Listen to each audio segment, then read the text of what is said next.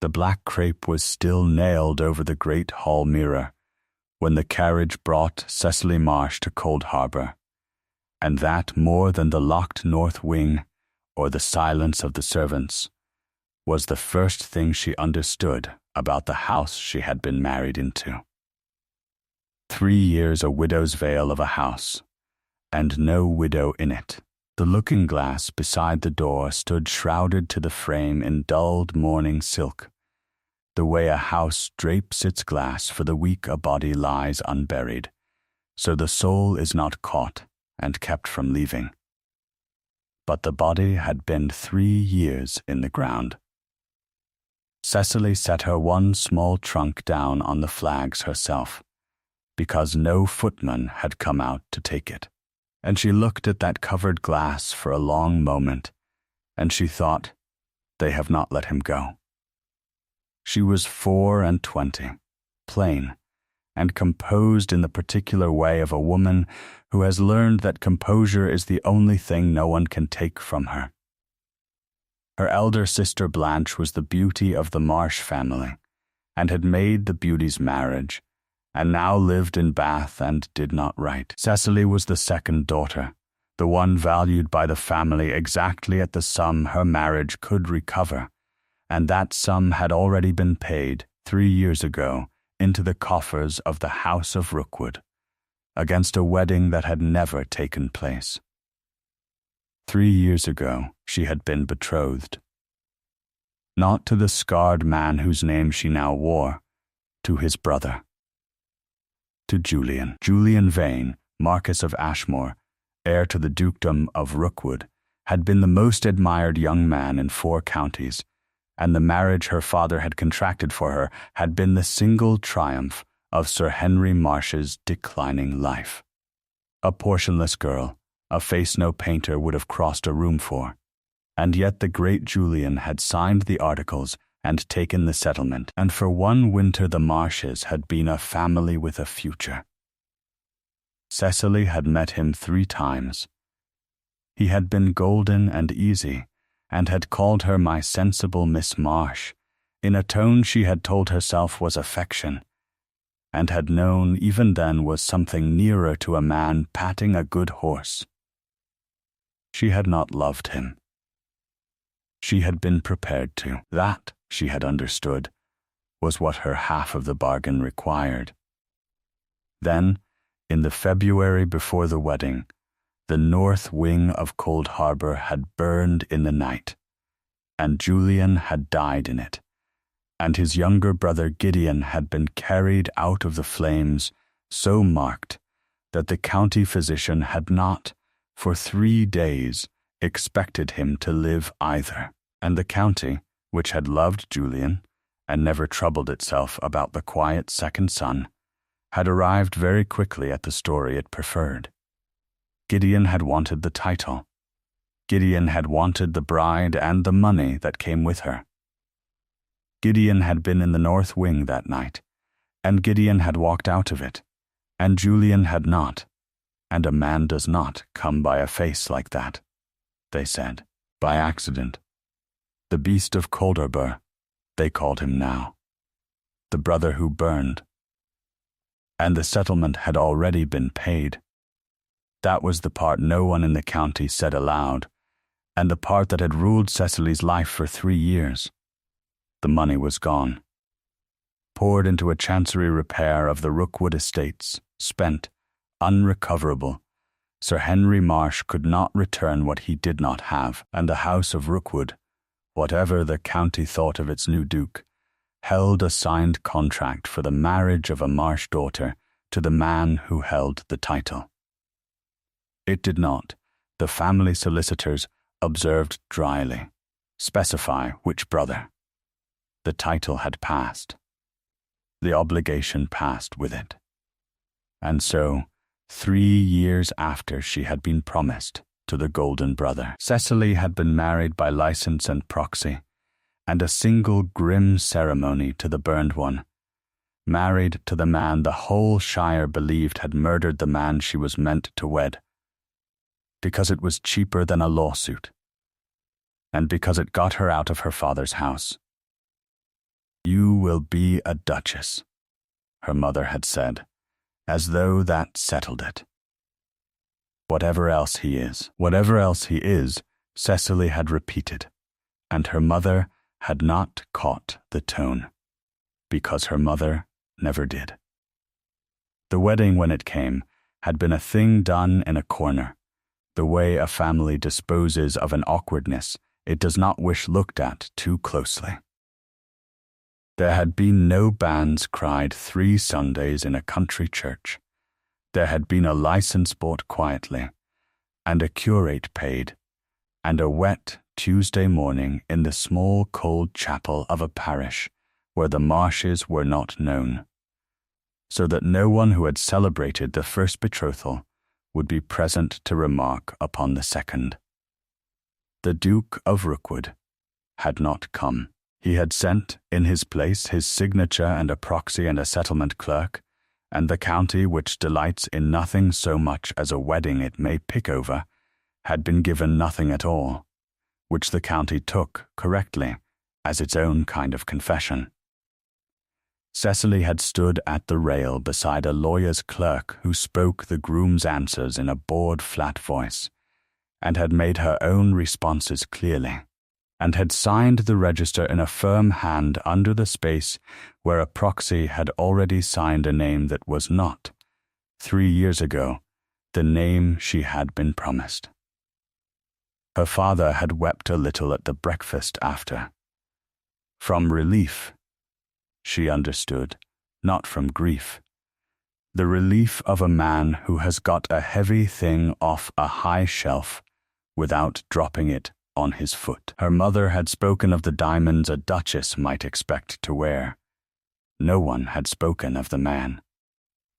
And then the journey.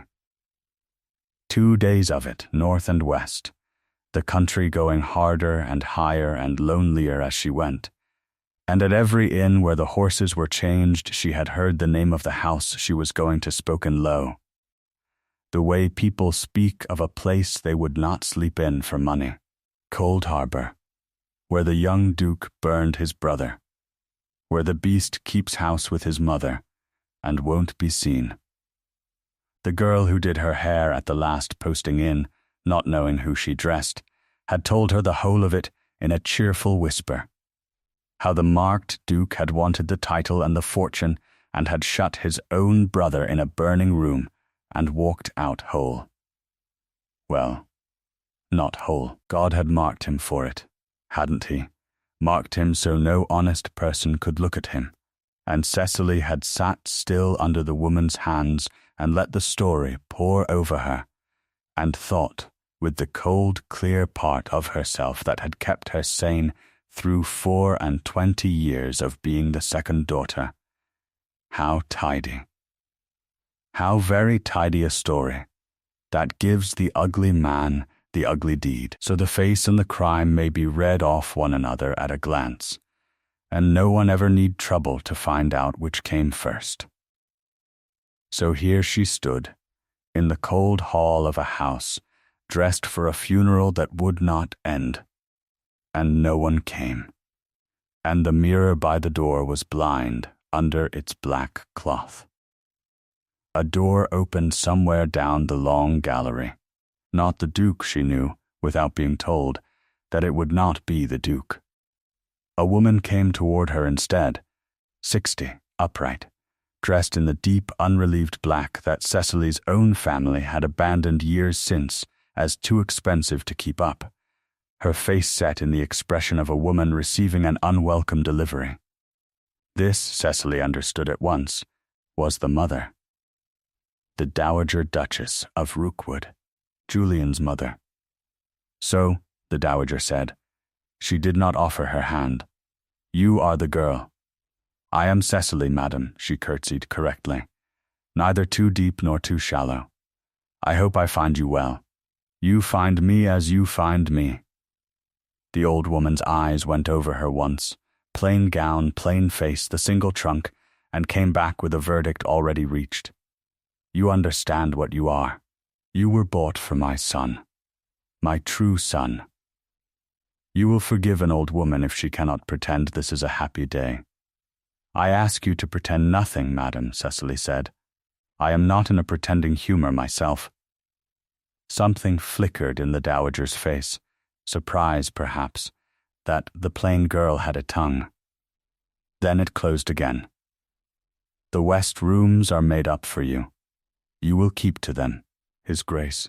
She said the two words as though they were a stone she was spitting out, does not dine in company. You will not trouble him, and he will not trouble you, and in a year when the thing has been seen to be respectable, you may go where you please, and he will go on as he has always gone on. That is the whole of the arrangement. I trust it suits you. And the mirror? Cecily said. The dowager stopped. What? The glass, by the door. It is shrouded, as though there has been a death in the house within the week. Cecily kept her voice mild, only curious, a woman remarking on the weather. There has not, I think, been a death in this house within 3 years. I only wondered. For the length of a breath, the Dowager Duchess looked at her, and something moved behind the old imperious eyes that Cecily could not name, something that was not anger, though it wore anger's clothes. The glasses in this house stay covered, she said, because I will have them covered. You may remark on it as much as you like in your own rooms. In mine, you will not remark on it at all. And she turned and went, her black skirts hissing on the stone, and left Cecily alone in the hall with her trunk, and the blind mirror and the cold. That was the first hour. Cecily would remember it later, when she knew everything, as the hour in which she had been told the whole truth of the house, and had understood not one word of it. The west rooms were clean and cold, and had been arranged by someone who had thought about her comfort, and someone else who had been forbidden to. There were fresh candles, good ones, wax not tallow, more than a bought bride kept in a locked wing had any claim on. There was a fire laid and lit, and the coal scuttle had been filled past what one evening required. There was a shelf of books, and they were not the mildewed sermons a housekeeper leaves to fill a shelf.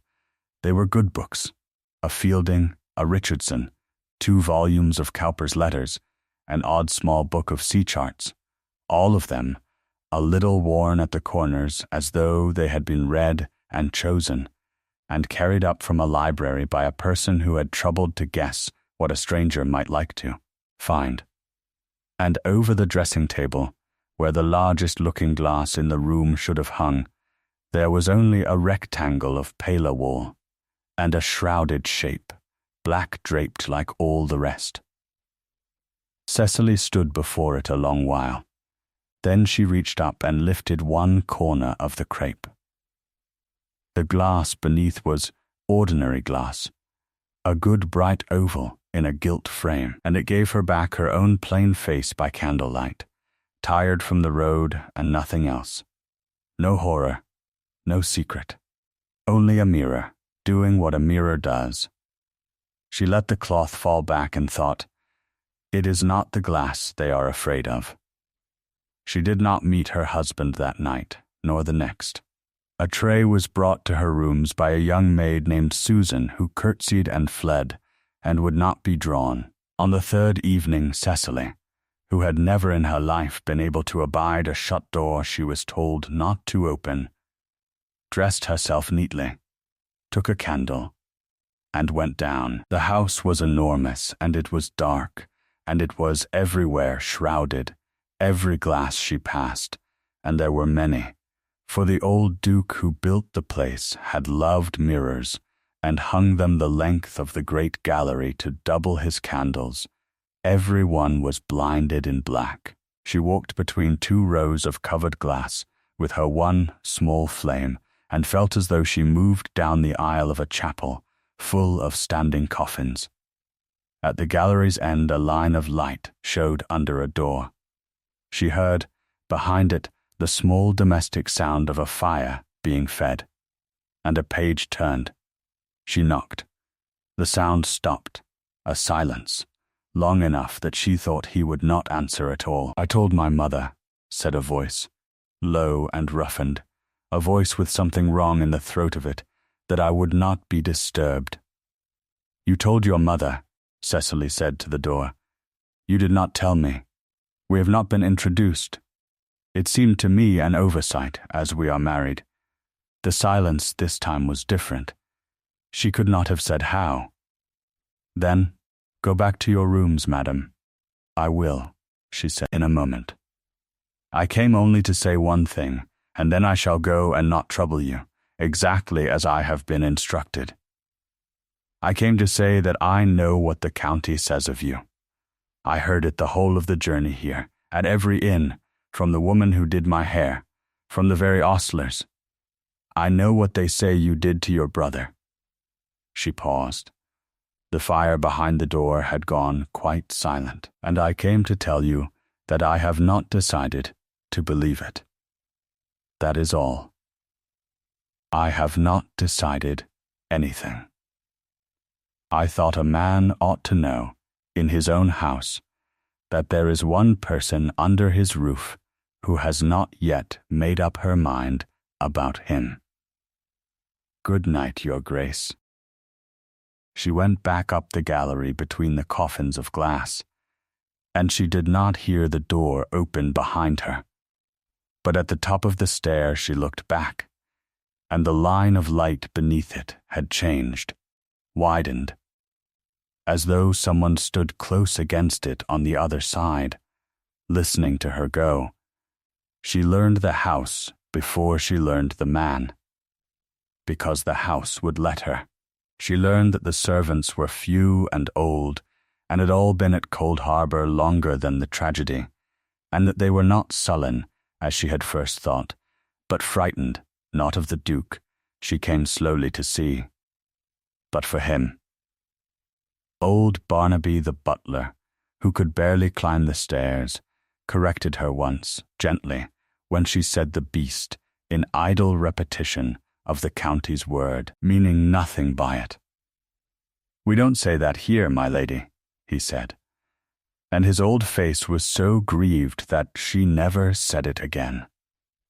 She learned that the kitchen sent up, to the Duke's solitary study each night, a dinner that no one ever saw him eat, and that the tray came down barely touched, and that Mrs. Pole the cook wept over it sometimes, a fat old woman crying into her apron over a plate of cold mutton, and would not say why. She went down to the kitchen herself, in the second week, which duchesses did not do, and sat at the scrubbed deal table while Mrs. Pole pretended to be scandalized, and was, in fact, delighted.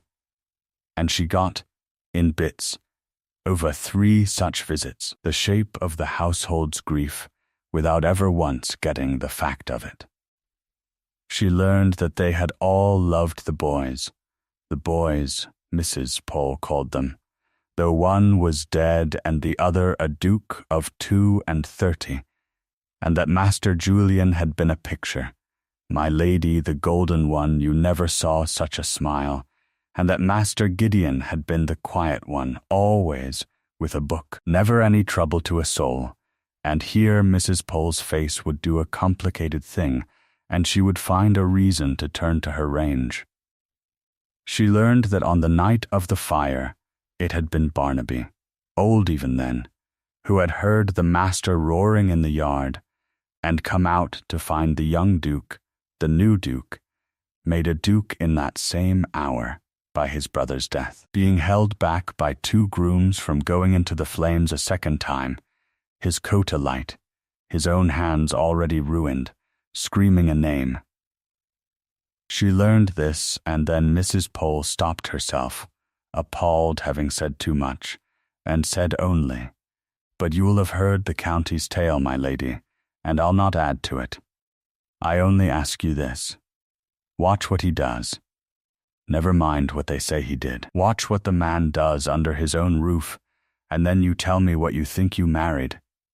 And she would not be drawn another inch.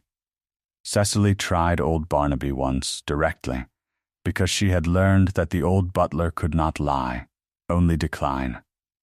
"Barnaby," she said, catching him alone in the plate room, "who was in the north wing the night it burned?" The old man's hands went still on the silver.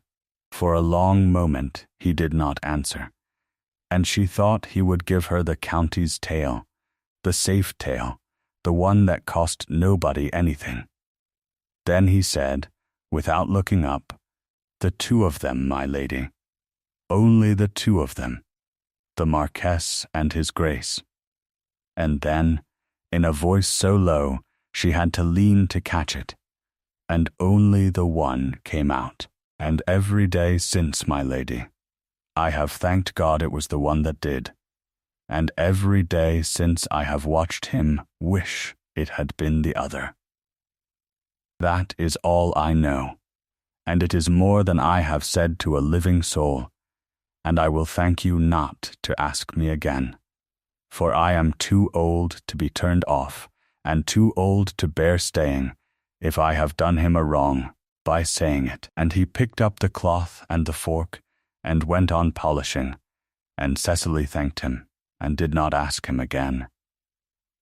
She learned that the fires in her rooms were always laid too generously, and that her chair was always, when she came in, drawn to the warm side of the hearth, though she never left it there, and that when a wet week came, the good candles in her room were doubled without her asking. She learned that the book she left face down on the arm of her chair at night was in the morning marked with a slip of paper at the place she had reached, by a hand that had come in while she slept and had touched nothing else.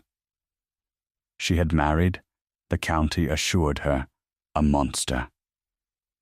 The monster kept her warm and marked her page and would not show his face. And she learned the mirrors. She made, in those first weeks, a slow, patient survey of the shrouded glasses of Cold Harbor, the way another woman might have learned the family portraits, and she found that they were not all the same. Most were merely covered. But three, the great one at the stairhead, one in the small yellow parlor, and one, she was almost certain, behind the locked door of the north wing itself. Three had been not draped but turned, taken down and reversed and rehung with their faces to the wall, so that even the cloth showed only the blank gray of their backing board. A thing you did, she thought, not to a mirror you were mourning at. A thing you did to a mirror you could not bear to have looking at you. She was standing before the turned glass at the stairhead, thinking exactly this, one grey afternoon, when she heard him behind her. She had not yet, in 3 weeks under his roof, seen her husband's face. She had heard his voice through a door. She had glimpsed, once from a window, a tall dark figure, walking the wet knot garden at an hour when he believed the house asleep, keeping always to the far side, the shadowed side, of every path. Now she heard the uneven weight of his step on the stair behind her.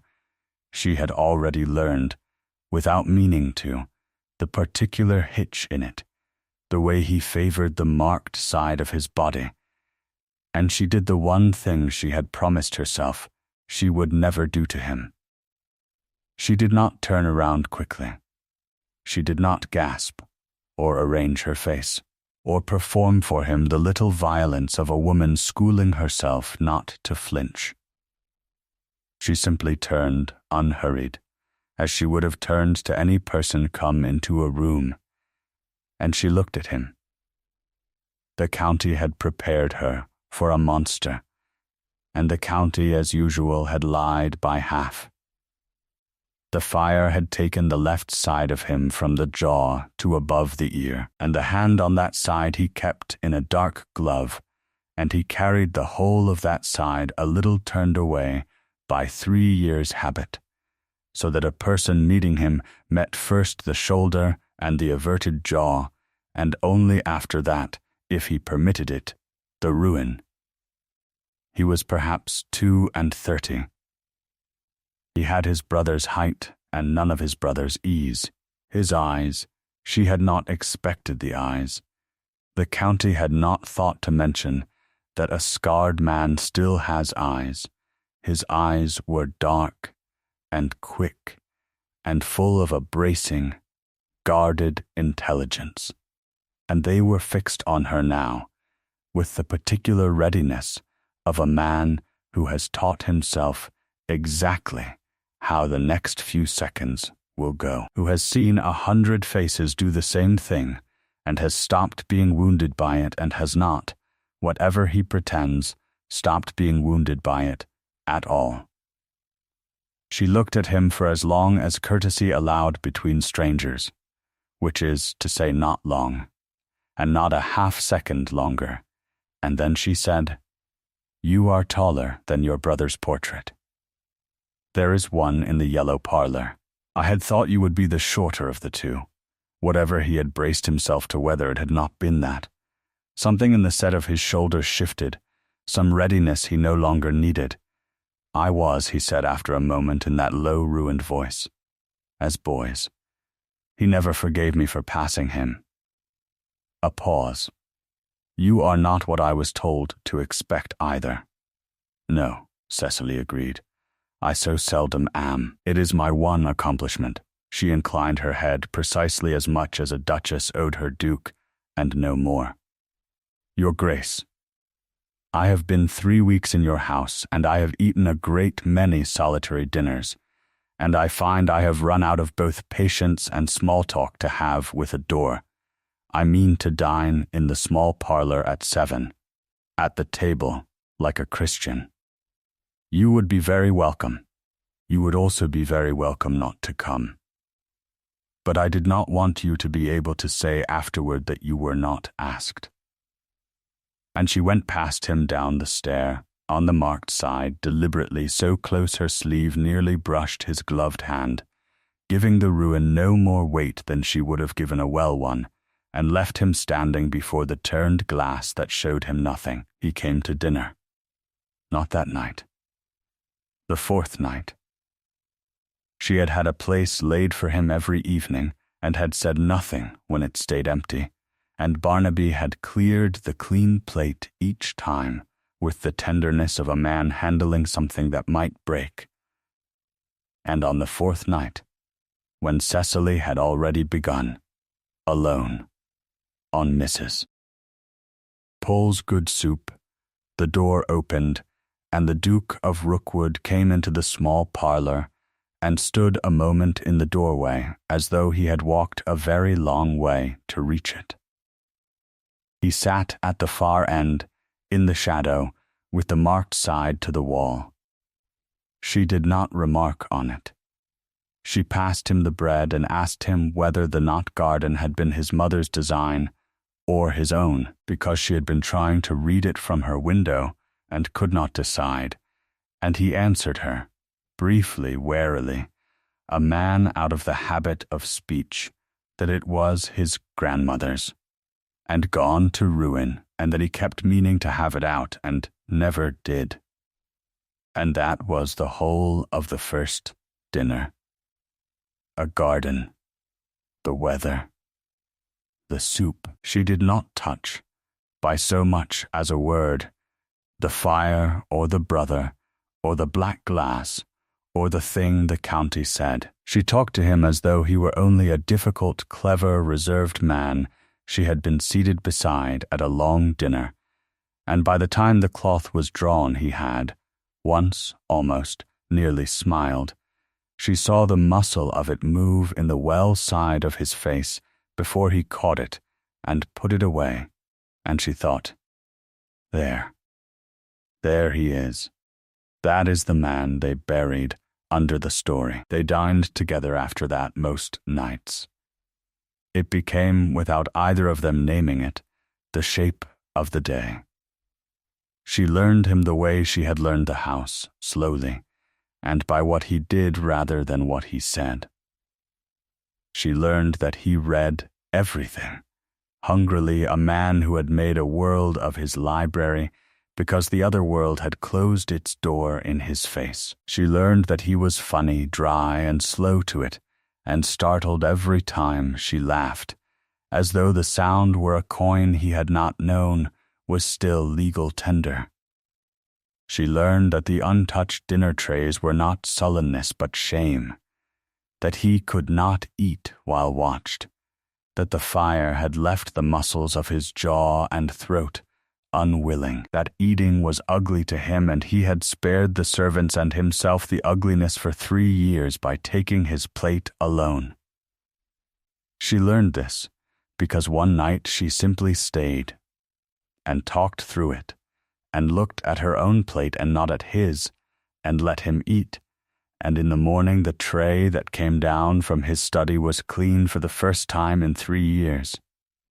And Mrs. Pole cried into her apron again, but differently. There was an evening, she marked it, afterward, as the evening something turned, when the rain had shut them both in early, and dinner was long done, and neither of them had made the move to rise. He had a book he had been carrying and not reading, and she asked him what it was, and he said, gruffly, as though confessing to a vice, that it was Cowper, and that he supposed she would think it a dull old thing for a man to keep by him. And Cecily, who had found the same poet worn soft on her own borrowed shelf, said that on the contrary, she thought a man was known by the book he carried, and did not read, because the carried book is the one he means to be the sort of man who reads, and that she would rather know what a person aspired to than what he had actually finished. And the well side of his mouth moved, and he said, "Then I am a man who aspires to a tamed hare and a quiet garden, and to be let alone by his neighbors, for that is the whole of Cowper." And she laughed, and he looked, for a moment, wholly astonished at himself. "You were not always let alone," she said, carefully, not a question, only a door left open.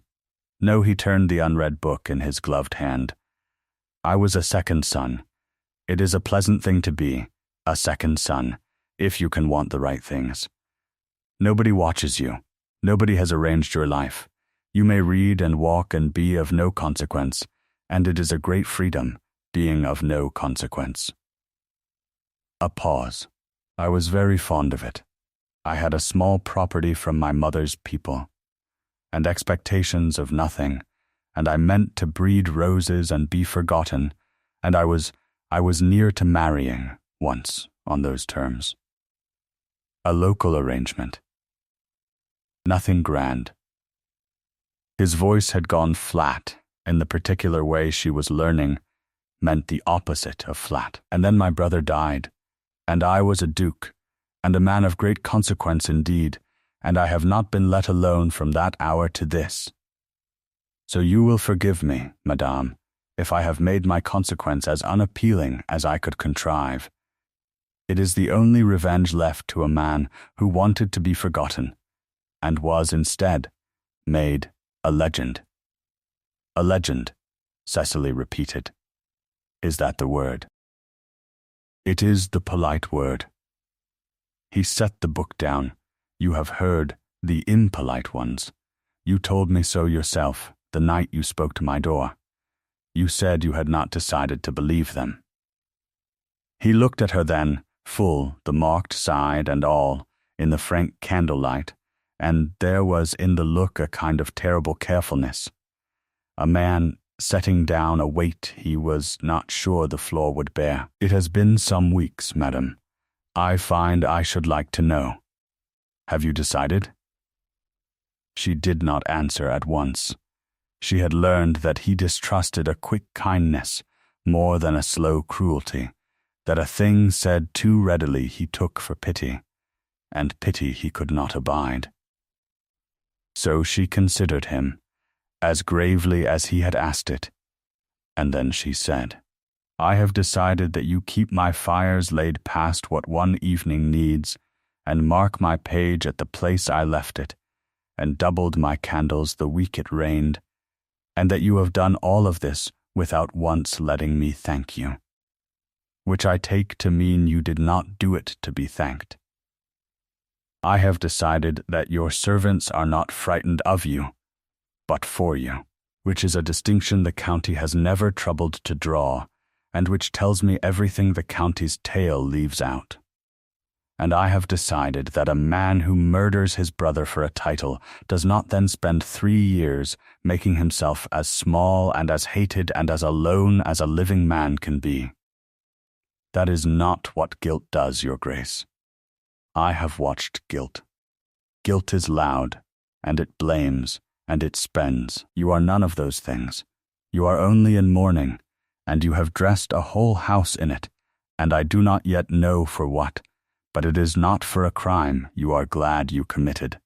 She rose and gathered her shawl and paused at the door. So no, I have not decided to believe them. I decided some time ago quite the other way. Good night, Gideon. It was the first time she had used his name. She heard, behind her as she climbed the stair, no sound at all, only the particular quality of a silence in which a man is sitting very still, holding, with both hands, a thing he had thought he would never be handed again. The visitor came on a bright cold morning in the 4th week, and she came, as such women do, under the flag of kindness, which is the flag they fly when they mean to do the most harm. Mrs. Lavinia Sturge had been, before the fire, the local arrangement Gideon had spoken of and not named, the pretty daughter of a neighboring squire, betrothed to a quiet second son with a small property and no consequence. A match everyone had thought sensible and no one had thought remarkable. And then the second son had become a marked duke, and Lavinia, who had recoiled from the marked part faster than she had understood the duke part, had cried off within the month, and had married instead a stout, prosperous man named Sturge, who manufactured something in the north, and had a face like a boiled ham, and had spent the 3 years since telling anyone who would listen how narrowly, how mercifully, she had escaped. Now she had heard that the beast had bought himself a wife, a plain nobody, a marsh, and curiosity had brought her up the Cold Harbor Drive in a smart new barouche to inspect the creature who had done what she could not. She was received because Cecily received her. The dowager would not come down, and Gideon, warned, had gone to ground in the north of the estate. Mrs. Sturge was shown into the yellow parlor, the one room with a mirror lately uncovered, and she took Cecily's plain face in with one swift practiced sweep, and priced it, and was satisfied, and settled in to be charming. "My dear Duchess," she said, "I could not stay away.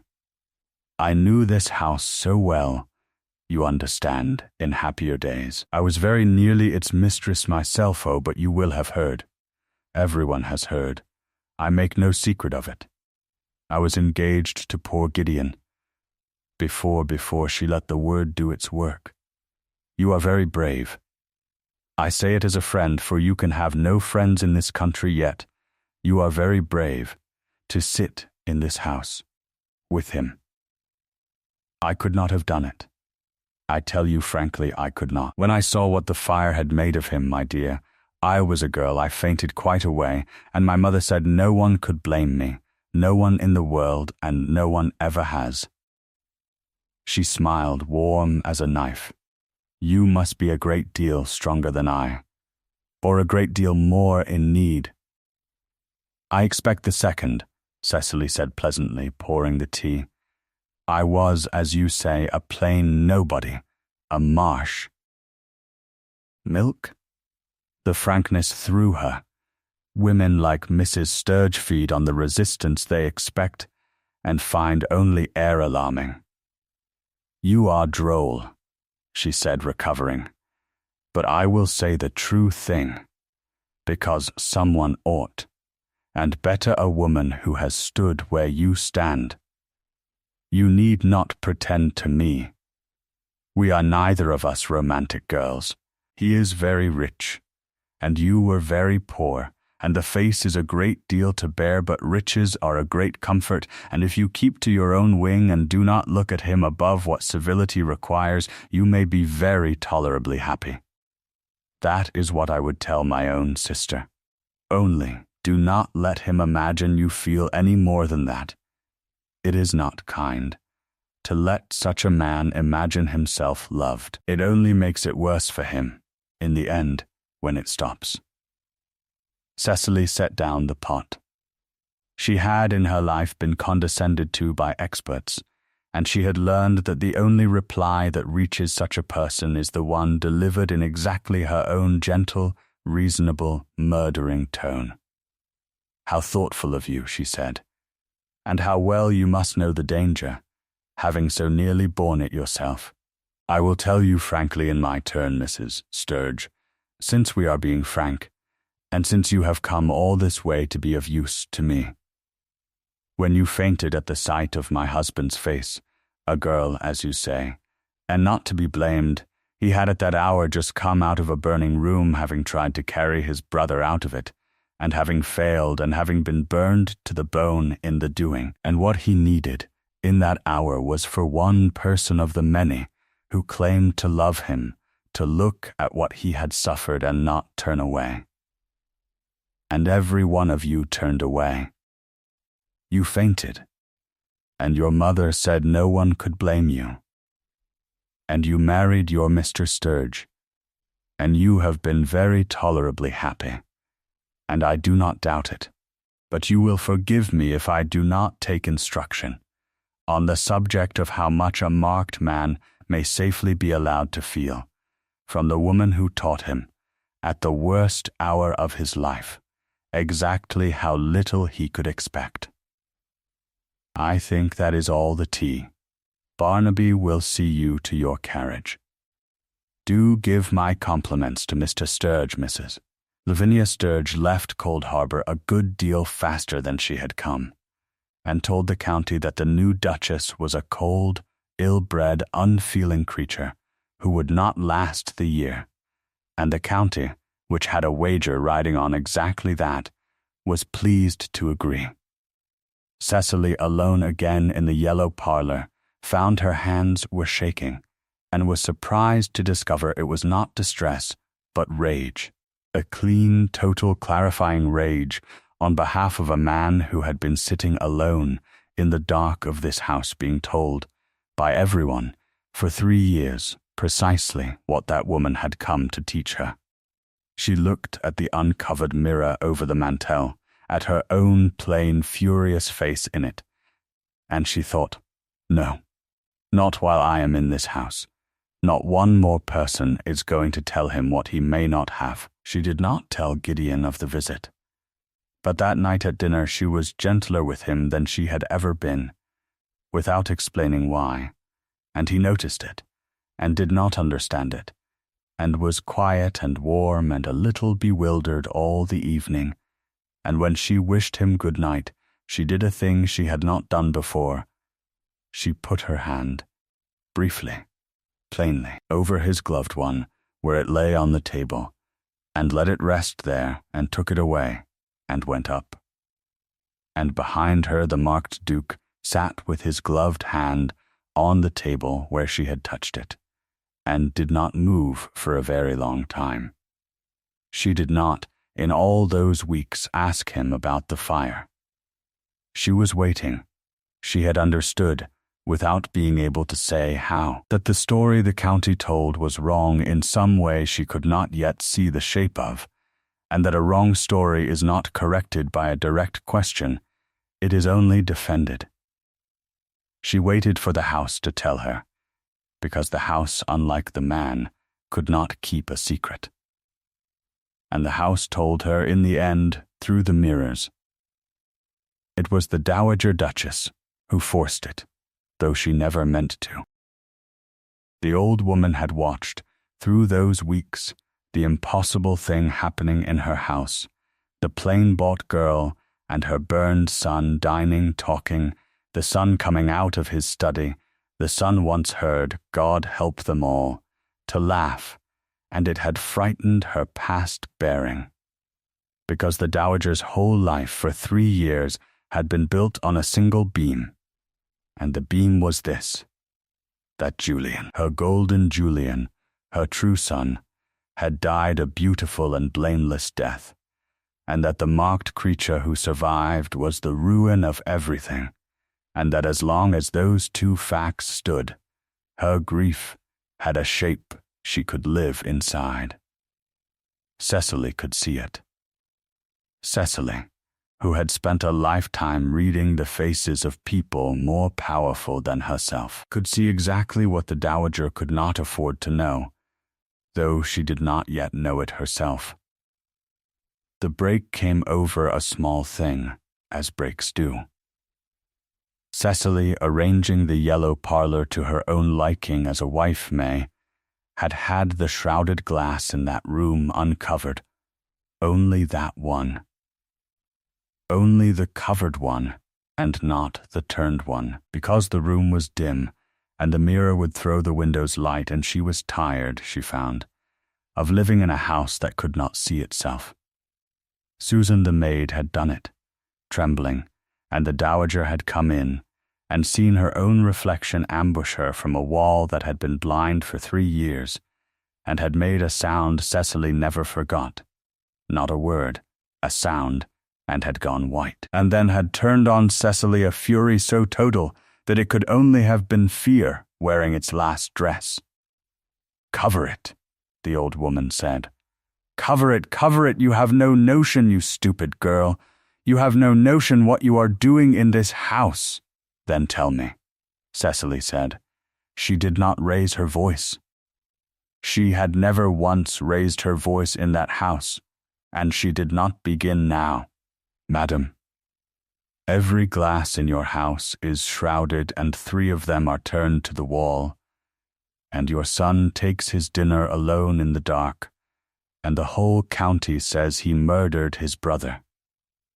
And you keep this house dressed for a funeral 3 years old, and I am married into the middle of it, and told nothing.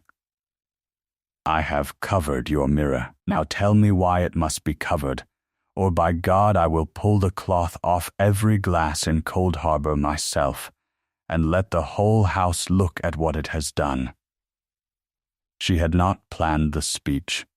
It came out of her whole and hard, and in the silence after it, the Dowager Duchess of Rookwood sat down suddenly in a chair as though her legs had been taken from her, an old woman all at once, and not a fortress at all, and she put her hands over her face, over her own face, Cecily thought later, when she understood even she could not look, and she said, into her hands, in a voice gone small and ruined as her son's, "He made me swear. Gideon made me swear I would never tell her. He would rather she thought him a murderer. He said it did not matter what one more person thought of him. There was no room left on the account. He made me swear." "Swear what?" Cecily said. "Tell me what." But the dowager only wept, and it was not the dowager who told her in the end. It was the north wing. She went that night. She had, by then, learned where the housekeeper kept the keys, and she took the great cold iron one from its nail and a lamp, and she went down the shrouded gallery between the blinded glasses to the locked door at the end that no one had opened in 3 years. And she let herself into the burned wing of Cold Harbor. Alone, the fire had not taken all of it. It had gutted the 2 rooms at the far end. She could see, holding up her lamp, the black beams overhead, the floor swept but scorched, the place where the walls still smelled, faintly 3 years on, of smoke and ruin. But the nearer room, The study that had been the old Duke's and then Julian's, the fire had only reached and not consumed, and it had been shut up exactly as the night had left it, a room held under glass, and it was here. She understood at once that the truth of the house had been locked away with the smell of burning. There was a desk. There were papers on it. And she read them, one lamp lit hour by another. And the story they told was not the story the county told. And it was not the story her family told. And it was not the story anyone had ever told her at all. Julian Vane, Marquess of Ashmore, the golden heir, the most admired young man in 4 counties, had been ruining the house of Rookwood for 6 years before it burned. She read it in the ledgers his own hand had kept and then falsified, the debts, the mortgages taken quietly against unentailed land, the tenants racked, the money, her family's money, her own settlement, the price paid for her, swallowed not into any chancery repair, but into gaming debts and worse, into the keeping of a woman in London and the buying off of a scandal that would have ended him. She read the letters. She read the last of them, the one dated the very week of the fire, from a man in the city to whom Julian owed more than the whole estate would fetch, giving him a fortnight, and then the courts, and then ruin, exposure, the debtor's prison, the end of the beautiful name forever. And she read, in a different hand, a plain, hard hand she had come to know from the slips of paper that marked her page, the younger brother's discovery of all of it. Gideon had found it out. That winter, Gideon had gone through his brother's papers and found the whole of the ruin, and had written. She held the draft of the letter in her shaking hand, had written to Julian, quietly, offering to take the debts onto himself, to sell his own small independent property, to save the name and the house and the mother who worshipped the wrong son, on the single condition that Julian confess it to no one and mend. There was more. There was, folded inside the ledger's backboard, where a careful man hides the thing he cannot destroy, a letter that Gideon had never sent, a second draft, gentler than the first, crossed and recrossed in the plain hard hand.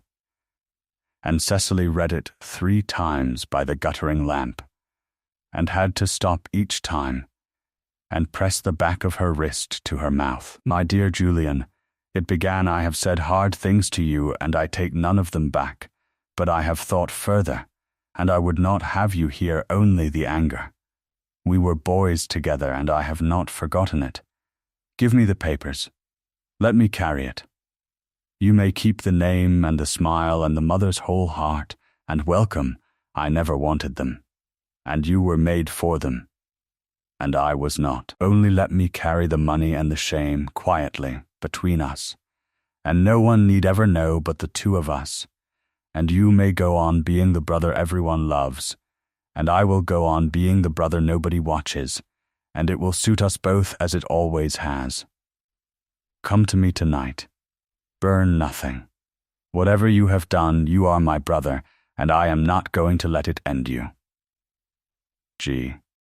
He had meant to send it. He had drafted it kinder. And somewhere between the writing and the sending, the thing it tried to prevent had already begun.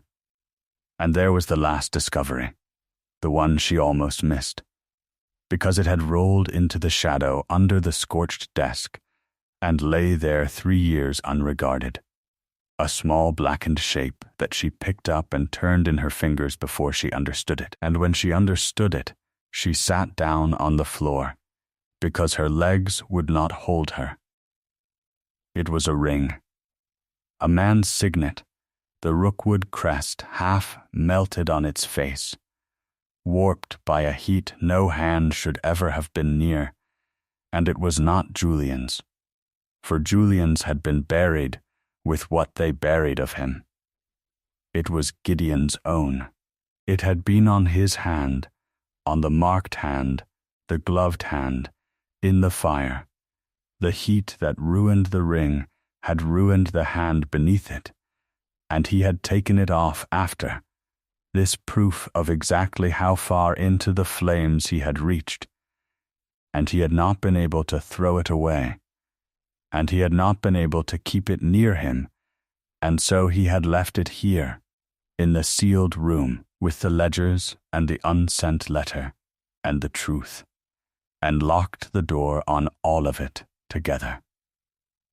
Cecily held the melted ring in her closed hand until the metal warmed, and she understood that she was holding the whole of him, the reaching in, the failing, the walking out, the 3 years of the door kept locked on what it had cost. She put it in the pocket of her gown. It was the one thing she took out of the north wing that night. She meant him to wear it again, some day, when he could bear to, and in the end, at the second summer, he did. The fire had happened the night Gideon confronted him. She never found a page that said it in words, because the only 2 men who had been in the room were one dead and one who would rather be thought his murderer. But she did not need the words.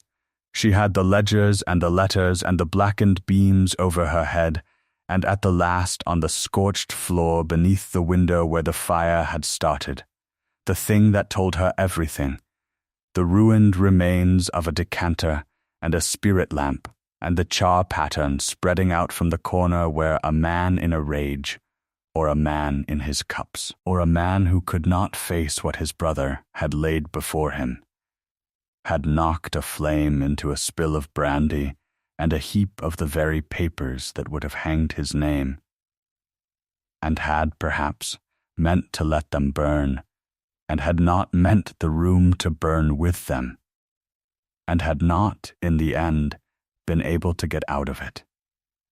And Gideon, she saw it now, whole. The way you see a thing you have been looking at wrongly for weeks, Gideon had gone in after him. Into that.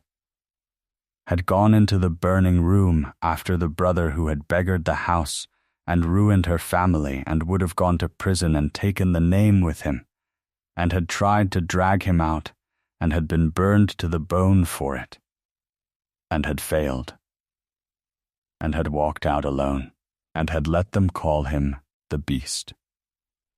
Because the truth that the golden Julian had died a cheat and a ruin, by his own drunken hand, burning the evidence of his own disgrace, the truth would have killed the mother who lived on his memory, and would have voided the marriage settlement that was the one thing standing between the marshes and the workhouse, and would have unmade, for nothing, for no living good, the last beautiful lie a broken family had left. So Gideon Vane had taken it all onto the marked side of his own body. He had let his brother stay golden. He had let his mother keep her son. He had let the county have its monster, because a county needs a monster more than it needs the truth, and it cost him only everything. And he had turned the mirrors to the wall, Cecily understood, at last, sitting on the scorched floor of the north wing with 3 years of lamplight around her, not because he could not bear his face, because every time he saw it, it told him the truth, and he had promised the truth would die with him.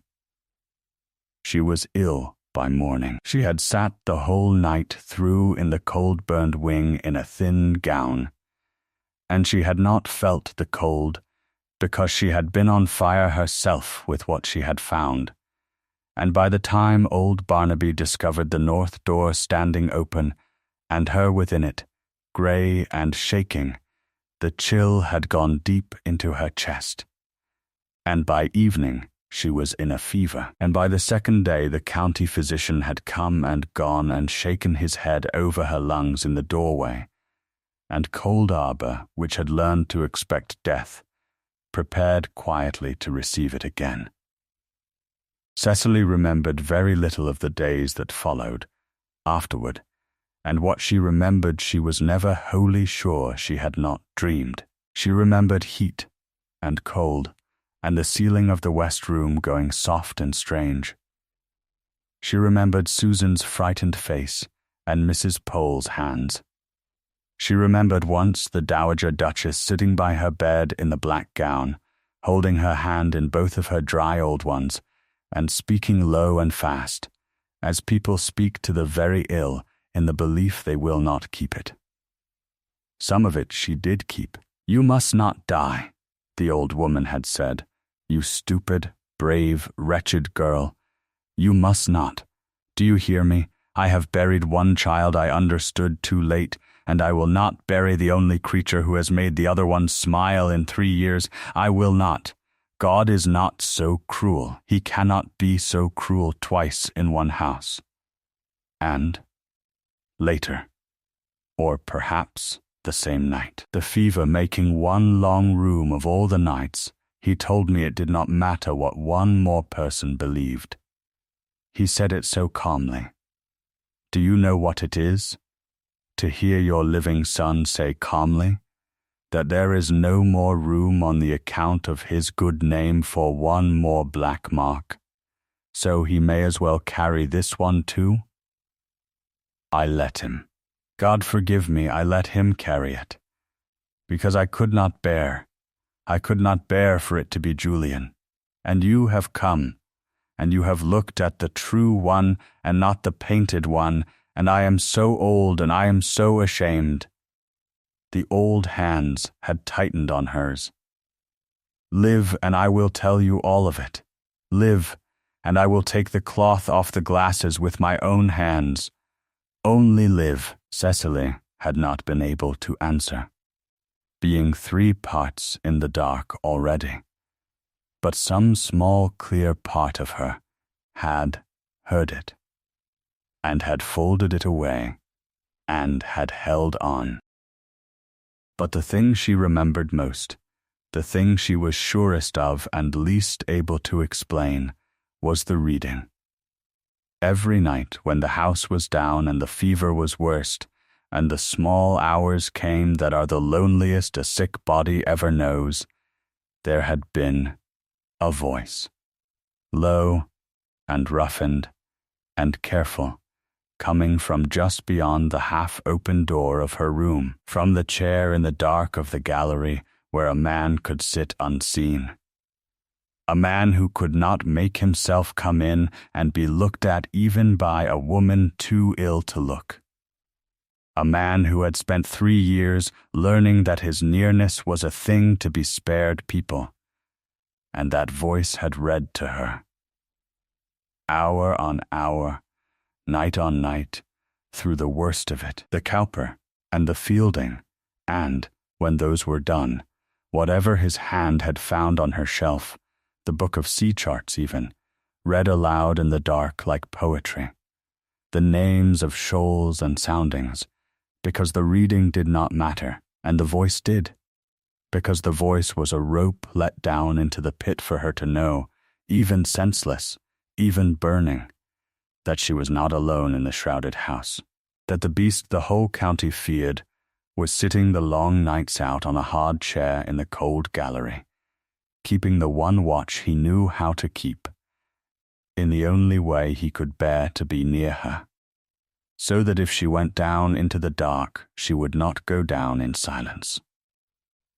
The fever broke on the 9th night. She came up out of it near dawn, weak and clear and light as a swept room, and the voice was still going, low past the edge of the door. He had not known she had turned the corner. He was reading her the letters of Cowper, a passage about a hare the poet had tamed, his rough voice gentling all the hard consonants for a sleeping woman's sake, and Cecily lay still and listened to her husband read, and understood that she had not, after all, married a man the county had ruined. She had married the only unruined thing left in the whole burned house, and it had cost him his face to stay that way, and no one living but she knew it, and she was not going to let it stand. "Gideon," she said, when he stopped to turn a page. The voice stopped. The whole house seemed to stop. "You have been reading to me," she said, "for 9 nights, from a chair in a cold hallway, and I think it has very likely saved my life, and I find I cannot thank a doorway. Come in. I know what you did. I have been to the North Wing. I know all of it, the ledgers, the debts, the fire, your brother, what you carried out of that room, and what you let them say of you ever after. I know why the glasses are turned, and I am not going to lie here and let you go on being a rumor when you are the best man I have ever had the misfortune to be sold to. Come in and let your wife see your face." There was a long silence beyond the door. And then, slowly, the Duke of Rookwood came into the grey dawn light of the room, and stood, and did not turn the marked side away, because for the first time in 3 years there was no reason left to. And Cecily looked at him, at all of him, the ruin and the rest, in the plain light, without flinching and without performing the not flinching either, only looking, the way you look at a face you have decided to keep. And she smiled at him, and held out her thin hand, and said, "There you are. I have been trying to get a proper look at you for weeks." She did not let him argue. This was the thing that in the end saved them both, that Cecily Marsh, once she had made up her mind, was a very difficult woman to keep buried alive alongside a lie. She got well slowly through the spring, and as she got well she remade the house, and she remade it first of all by uncovering the glass. Not all at once, she was not cruel, and she understood better than anyone now what each shrouded mirror had cost. But one by one, over weeks, room by room, she took the black crepe down with her own hands, and she folded it, and she put it away. And where a glass had been turned to the wall, she turned it back and let it hang honest. She did the great stairhead mirror last. She did it with him there, because she would not do it behind his back, and when the cloth came off and the tall glass gave them both back to the morning light, the plain, composed woman and the marked, quiet man, side by side, a duke and his duchess in a house learning to be lived in, he flinched, at first, from his own face, 3 years' habit, and she took his gloved hand in both of hers and did not let him look away, and said, "That is the man who went into the fire. I should like the house to remember him correctly." And he looked. And after a while he stopped flinching. It was into that same slow spring that she gave him back the ring. She had waited for a quiet hour, an evening by the small parlor fire with the rain on the glass, and she had taken the melted signet from her pocket and set it on the table between them without a word, and watched his face change. He had known it at once. He had not touched it for a long moment. Then he had picked it up in his gloved fingers and turned it, and something in him had gone very still, the stillness she had learned to read as the opposite of calm. "Where?" he began, and could not finish. "Under the desk in the north wing," she said. "It has been there 3 years. You reached that far in, Gideon. You reached into a heat that did this to a ring, to try to bring him out. I have been carrying it since the night I went down. I have wanted to say to you, every day since, the thing I am going to say now. So hear it once, and I will not press you on it again." She leaned toward him across the little table. "You did not fail him. You go on saying it to yourself in the dark. I have heard it in how you hold yourself. In the door you keep locked, you say, I went in, and I could not save him. But a man is not measured by whether the fire lets him win. He went into that room by his own hand, with a lamp and a bottle and his own ruin, and no brother on earth could have unmade the choice he had already made. You did not fail to save Julian. Julian failed to be saved. There is all the difference in the world, and you have spent 3 years standing on the wrong side of it. Come and stand on the right side. Wear the ring. Not to forget, to remember that you went in. He had wept then, she had not known he could. Had thought perhaps the fire had taken even that, quietly, without sound, the well side of his face and the marked side both, and she had come round the table and held him, the plain composed bought bride holding the beast of Cold Harbor while he shook, and neither of them had said anything more. And it had been, she thought afterward, the true wedding, the one the wet Tuesday chapel had only signed the papers for. His mother came to them by degrees, that spring, as the glasses came uncovered. The truth, once Cecily had carried it up out of the north wing, could not be put back. And the dowager did not try. She had made her son a monster for 3 years to keep her other son a saint, and the discovery that she need not have, that she might have grieved the true Julian, ruined and beloved, and kept the true Gideon beside her the whole time, was a grief and a mercy so tangled together that the old woman could not at first tell one from the other. But she came down to dinner. She sat at the table with the marked side of her living son toward her, and did not turn from it.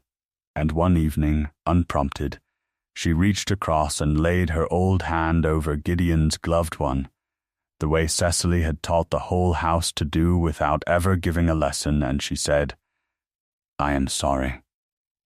I have been sorry for 3 years, and too proud and too frightened to say the word, and I am saying it now while I still have the years to be forgiven in.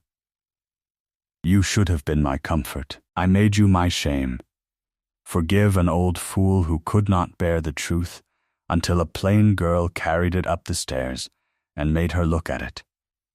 And Gideon had turned his gloved hand over under hers and held it, and that was the whole of it. And it was enough. The question of the truth she left to him, and he made, in the end, the choice she had known he would, because it was the choice that had made him worth uncovering in the first place. He did not clear his name.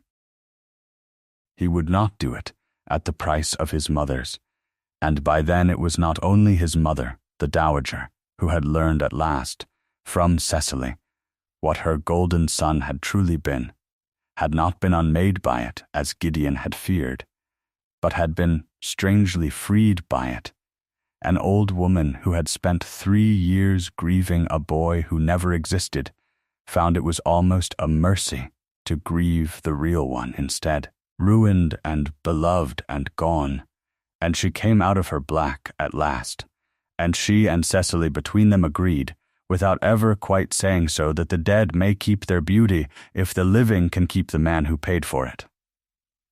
The county went on believing what the county liked. Let it. Cecily had stopped, some time in the north wing, caring very much what a county believed. But she would not have him a rumor in his own country, and there she did fight, and there she won. There was, at midsummer, the assembly at the county town that the house of Rookwood had not attended in 3 years, and had not been in truth invited to, the invitation coming only because a bought bride's first season was a thing the county wished to watch fail. Society had a wager running. Cecily was reliably informed on how many weeks the plain marsh girl would last before she fled the beast of Cold Harbor. And Cecily, who had been bought and traded and married to a man over the grave of another, and had been very nearly buried herself in that shrouded house, considered the wager, and considered the assembly, and made her husband take her to it. He did not want to go. Of course he did not. She did not make him with argument. She made him the way she made him do everything, which was by needing him to, plainly, and letting him find that he could not refuse a plain need from her. She wore that night, out of the Rookwood strong room, the great old mourning diamonds of the house, Julian's mother's diamonds, unworn for 3 years, but she wore them out of black, against a gown of deep living green, so that the stones that had dressed a funeral for 3 years dressed, instead, a duchess who intended to stay. And she came into the county assembly on the arm of the marked man the whole room had come to pity or to shun, and she did not stand on his well side, and she did not steer him to the shadows. And when the room went, as rooms did, politely and horribly quiet at the sight of him, Cecily Vane, Duchess of Rookwood, looked around it with her plain, composed face and her borrowed diamonds and her total want of fear, and let the silence sit until it was the room's shame and not her husband's. And then she asked her husband, clearly, in the hearing of everyone, whether he would dance. Mrs. Lavinia Sturge was there, of course. She was always there at everything, being tolerably happy in her diamonds beside her boiled ham husband, and Cecily saw her across the room at the moment the silence fell, saw the small, pleased anticipation on the pretty face, the look of a woman who has come to watch a plain rival learn the lesson she herself learned young.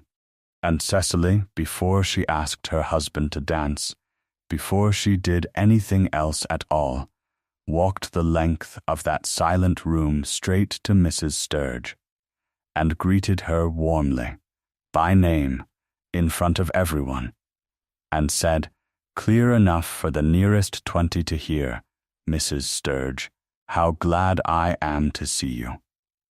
I have been meaning to thank you. You called on me at Cold Harbor some months past and gave me a great deal of advice about my marriage, and I have thought of it often since, and I find I owe you a particular debt.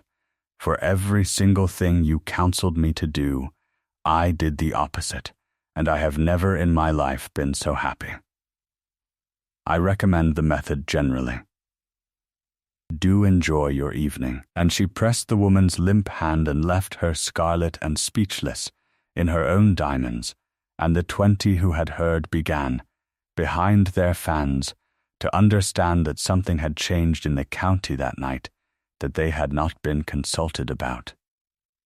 Then she went back to her husband and put her hand in his, and asked him again, and he danced with her. He had not danced in 3 years. He danced with her.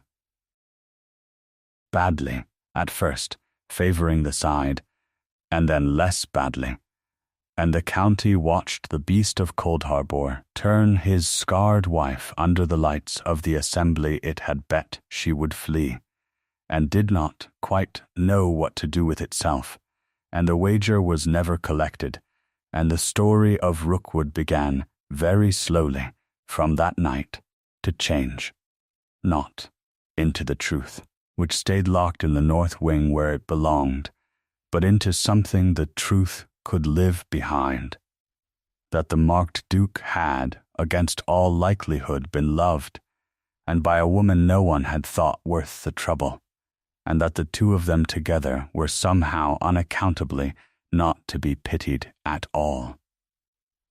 Her family wrote after that. Of course they did. Sir Henry Marsh, learning that the plain daughter he had sold to be rid of a debt had made herself a duchess who danced at county assemblies and wore the Rookwood diamonds, discovered a great deal of paternal warmth he had mislaid for 24 years, and there came a letter proposing a visit, and a hint about her sister Blanche's establishment, which was not what it had been, and a delicate suggestion that the Duke might be prevailed upon. Cecily read it twice, Then she wrote back, in her plain, clear hand, that his Grace and herself were very much occupied with the estate, and that she wished her father every happiness, and that she did not think a visit would answer, and she sealed it, and she did not, this time, shroud anything. The knot garden that the Duke had always meant to have out, and never did, they kept. She read it right.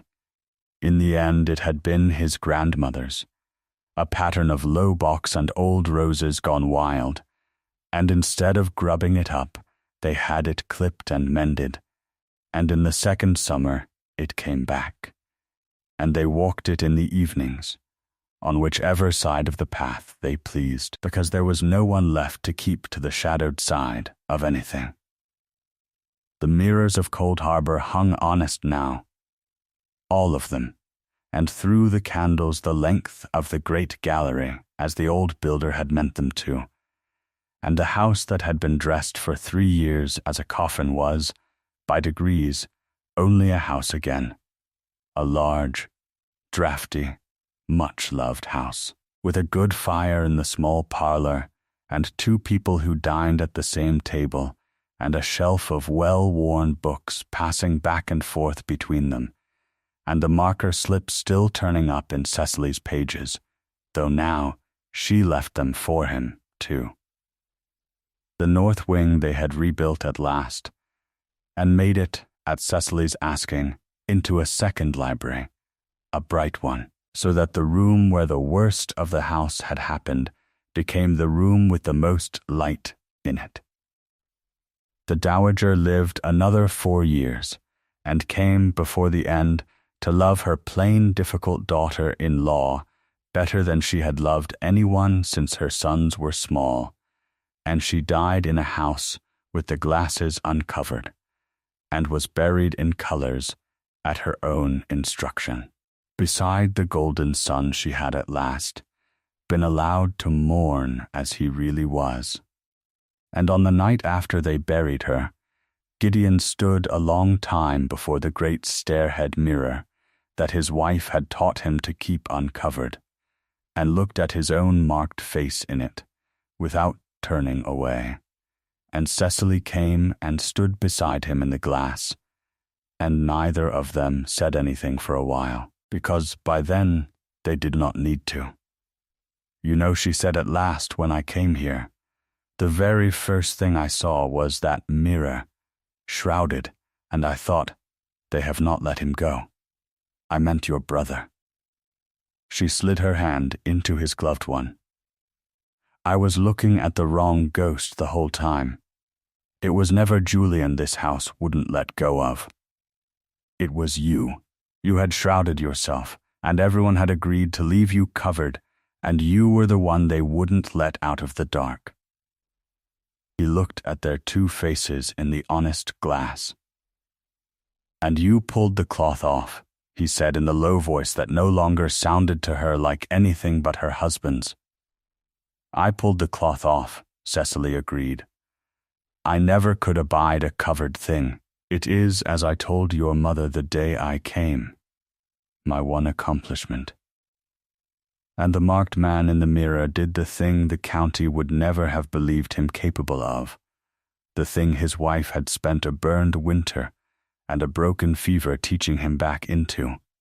He laughed, low and real, in his own bright hall, with every glass in it uncovered, and looking on, and there was no longer anything in the house of Cold Harbor that anyone needed to hide. If you have listened this far, into the dark and out of it again, then I will ask you the only thing this story asks. Tell us, in a word, the name of the town you are listening from tonight, and whether there is a mirror near you as you listen, covered or uncovered, and one thing, however small, that you have lately let yourself stop hiding. We read them all, and if you would like to sit with another quiet house, and the people learning to live honestly inside it, stay a while. There is always another lamp lit. and another door, at last, unlocked.